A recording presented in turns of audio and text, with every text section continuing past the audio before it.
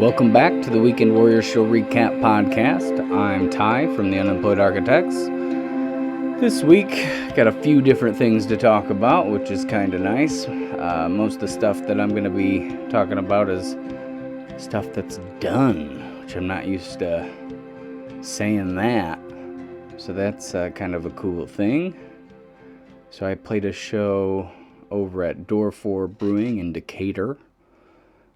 And I finished the Montauk recording and the pandemic relief, everything that's going to be on the actual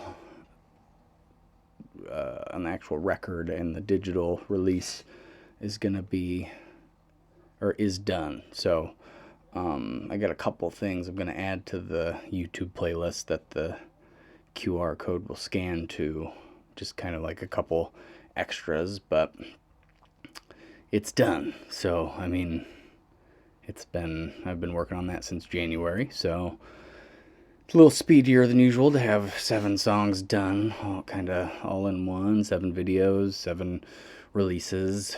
So that'll be cool. I still got to get it mastered, which that should just be one quick trip to the studio, and we're working on the album art. My brother's doing that for me, or with me, for me.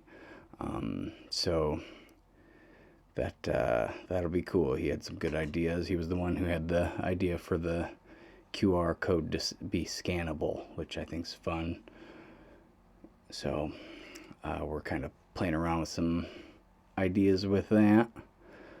We got kind of a good concept, but I mean, we haven't really put a bunch of stuff into action. You know, just kind of slowly collecting the pieces we need to put it all together, I guess. And I mean, we have until the album gets mastered anyway, so it's not a huge hurry as of right now. But then, so Montauk is done. Like, that one is, like, there's not, I already released it online, so it should be out in the next couple weeks. So that is exciting. I've been working on that song for almost 3 years. It's so crazy. So to finally see it, and of course, I mean, haphazardly kind of working on it, but it's nice feeling for it to be done.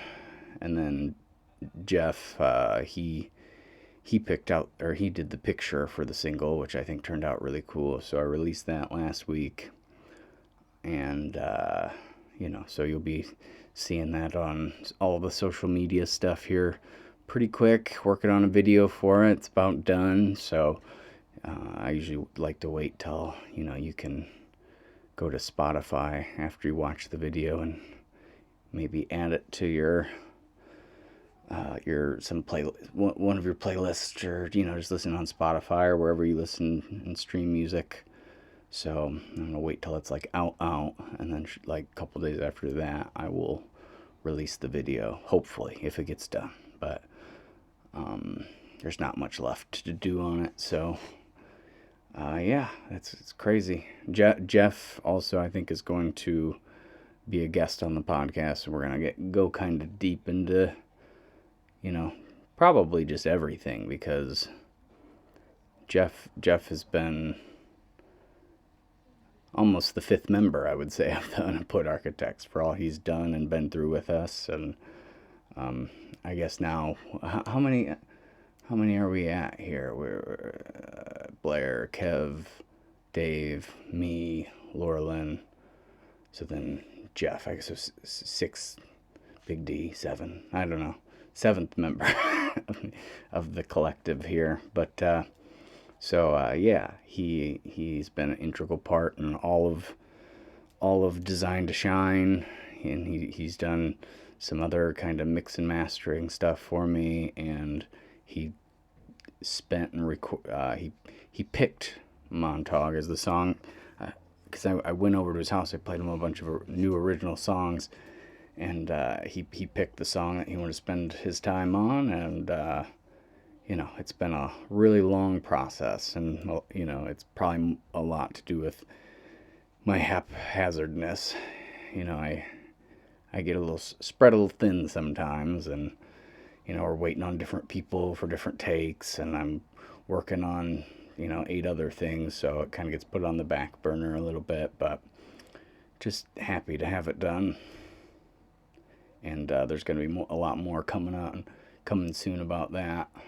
Like I mentioned, Jeff will be on, and we will probably go a little bit more into depth into how all that stuff went.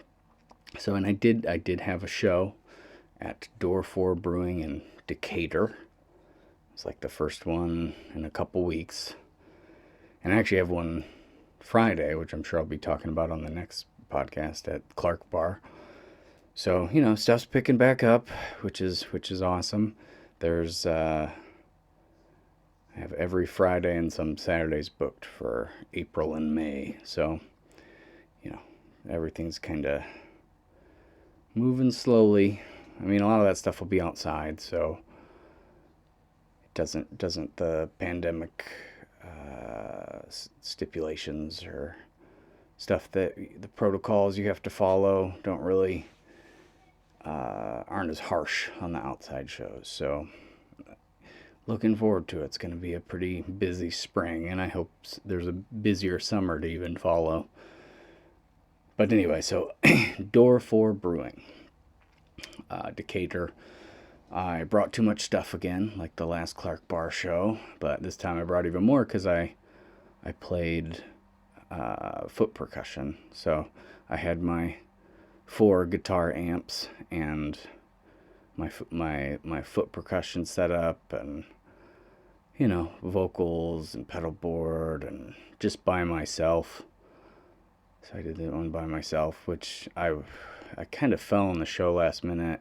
Somebody needed someone to play there, and a booker that I know, and he hit me up like the week of to do it. So, but I was like so broke at that second, so of course I just jumped on it. I mean, I probably would have even if I wasn't broke, but it was just nice how that lined up, I guess. But such a weird, after not doing it for a while, just to go into a place that you're not really familiar with, and then set up this whole production by myself and perform this set of stuff. It's pretty much all me, and I don't know. I know how to play the guitar a little bit, and I know how to sing a little bit, but a lot of stuff I'm just guessing on, like I have a rough idea, like doing sound, and I have a rough idea on doing the foot percussion, playing lead guitar, stuff like that. But I just walking in there sometimes, especially since it's been so few and far between, like to pretend that I am know exactly what I'm doing, and I'm confident, and I should be there, have that kind of mentality. After being as rusty as I have been, and then doing the new setups and probably too much, it's just a weird thing. And I feel like to a point I'm just tricking everybody, if that makes sense. But and then the crowd was good. I mean, it was not as interactive as I may have liked, but I made really good tips. I mean, the best tips I've made for any show in the pandemic. So, I mean, it wasn't as much as the bar paid me, but it wasn't nothing for the amount of people that were there. And so, that every time somebody comes up and puts a tip in your jar, it's just like a little energy pill. Somebody thought you were good enough to walk up there and give you money to show their appreciation for how, good, hopefully you're making their night, and what a good time they're having. So anytime that happens, you get this kind of little rush, like, oh, I'm doing it right, I guess, or a little bit of confidence to go a little bit harder. But I don't know. There is just a weirdness to being around people right now, and I've noticed this in other places, like just hanging out with friends here and there, which is another thing that's very few and far between right now. But Like, I just feel like sometimes conversation just dies just a little bit sooner than it would have maybe. And I don't know if it's like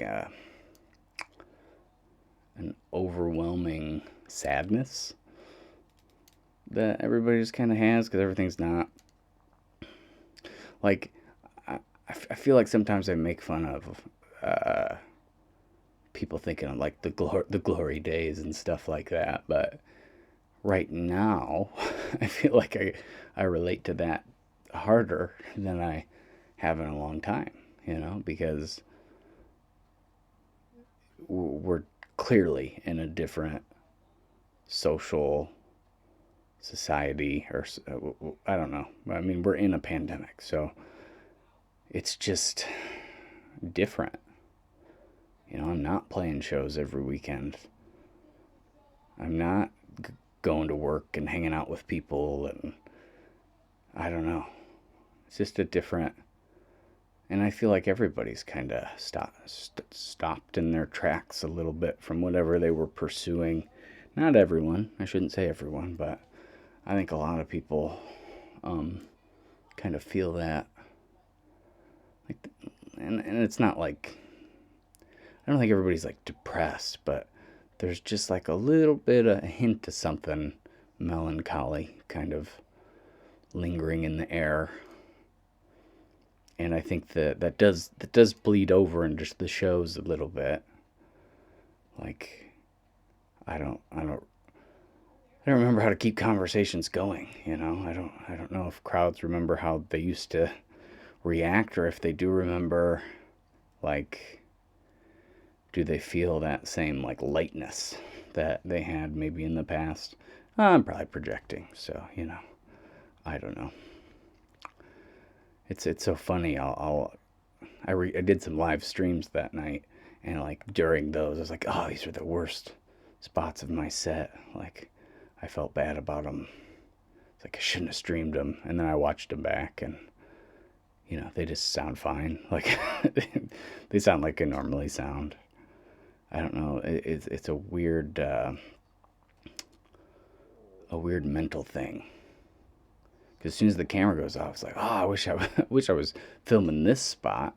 But it's really like that, that perspective of somebody watching you, and you're like so aware of it, and it's live. If you're at a little bar and you mess up, 15, 20 people like that aren't paying that close attention probably is fine. But having a video where the potential, there could be a lot of people watch it and it's on like record, it gets in my head a little bit sometimes. But it, like, watching the videos after, I was like, I barely noticed the things that I was so caught up about in the moment.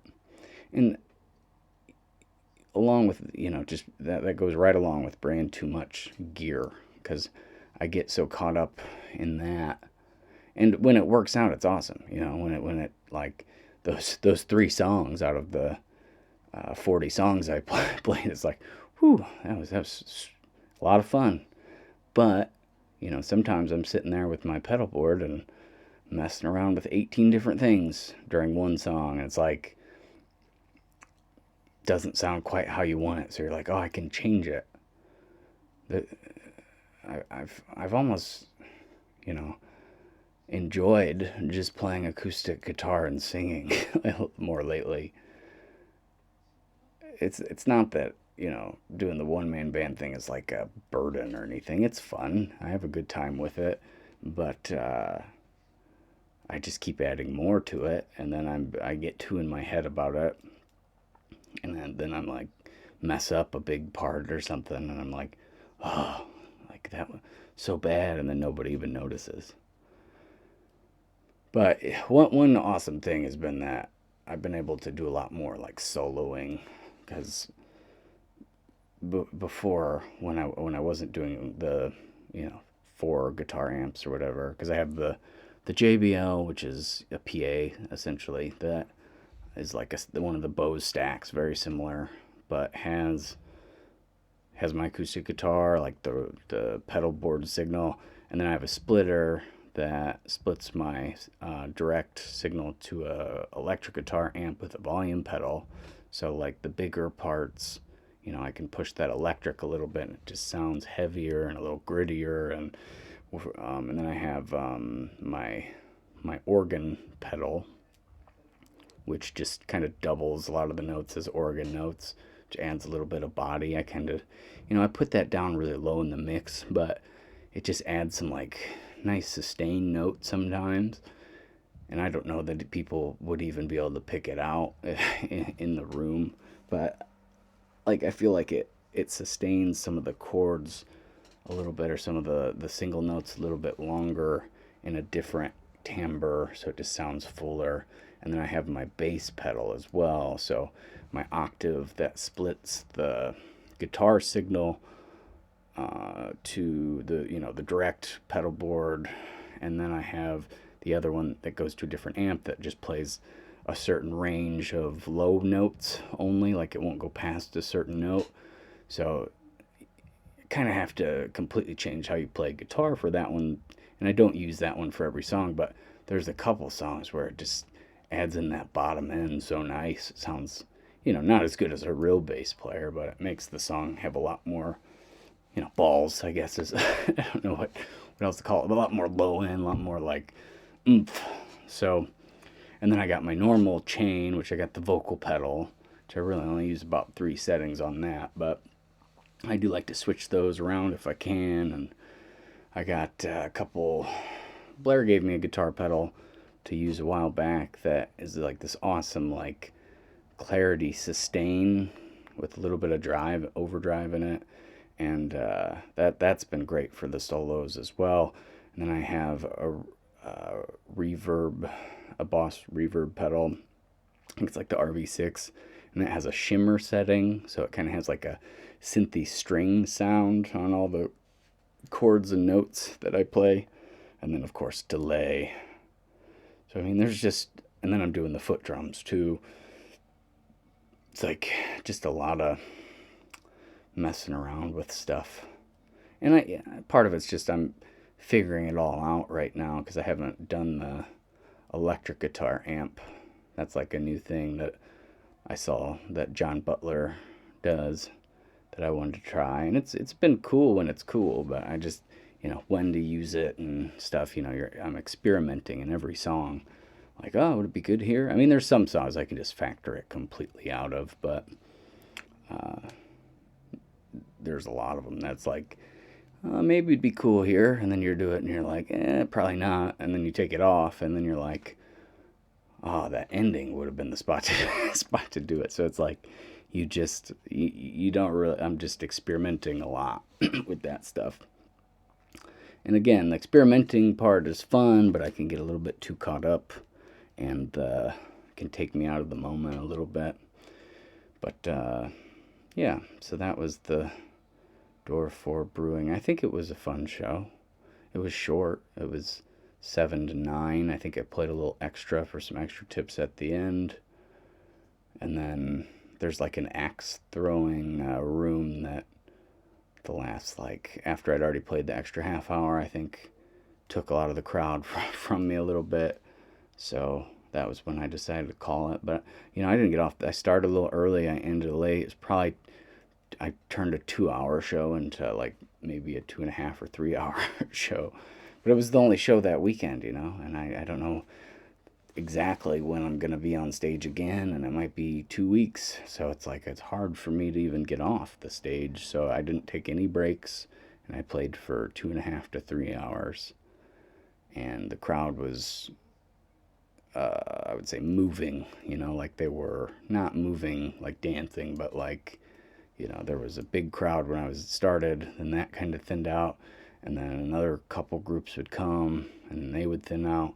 And then at the end, there was another big group that came, and then they thinned out. So that was kind of the gist. So yeah, so that was the Door 4 Brewing. I have, like I mentioned at the beginning, I have Montauk about to come out. Going to be a music video. It's going to release as a single. Going to have Jeff to talk about that on before too long. I'm also going to try to have Ryan Wolf on. He's a Pontiac guy that is a singer-songwriter as well. So that might be coming up here soon as well. And then I'm probably going to do a whole podcast on the pandemic relief album. So that's going to be following this one as well. So some cool stuff coming up. I got Clark Bar this coming week. And after that, it's like, because I'll have 2 weeks probably of nothing. And then it'll be kind of, I'll be throwing down every Friday and sometimes some Fridays and Saturdays. So that'll be exhausting but amazing, and I'm really looking forward to that. I'm looking forward to getting back out there and figuring out the new setup, and it's just been too long. So I think that everything will kind of tighten up a little bit, and it'll tighten up, but it'll allow me to be a little looser out there, not so much of a stress ball of anxiety.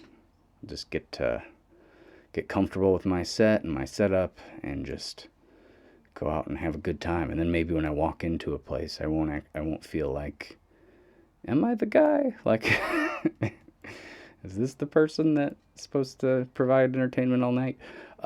Anyway, so that's I'll have a lot more to talk about here soon. A lot of music coming out, and Jeff being a guest, Ryan Wolf being a guest, so some cool stuff to look forward to. And I think that's it. So I appreciate anybody who takes the time to listen, as always, and I will talk to you next time. Have a good one.